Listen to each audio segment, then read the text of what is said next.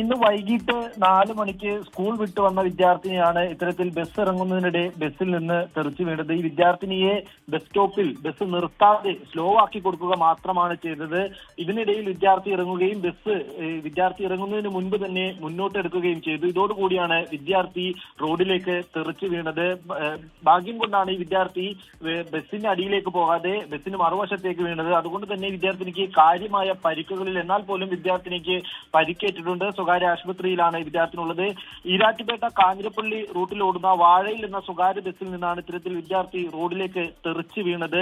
സംഭവത്തിന് ശേഷം ബസ് നിർത്തുവാനോ കുട്ടിക്ക് പരിക്കുണ്ടോ എന്ന് അന്വേഷിക്കാനോ ബസ്സിലെ ജീവനക്കാർ തയ്യാറായില്ല എന്നും ആക്ഷേപമുണ്ട്. ഒപ്പം തന്നെ ഈ വിദ്യാർത്ഥിനി ബസ്സിൽ നിന്ന് വീഴുന്ന സമയത്ത് ഈ ബസ്സിന്റെ 2 ഡോറുകളും അടച്ചിട്ടുണ്ടായിരുന്നില്ല. തുറന്നിട്ട നിലയിലായിരുന്നു ബസ് യാത്ര ചെയ്തിരുന്നത്. എന്തായാലും ഈ സംഭവവുമായി ബന്ധപ്പെട്ടുകൊണ്ട് പോലീസ് അന്വേഷണം ആരംഭിച്ചിട്ടുണ്ട്.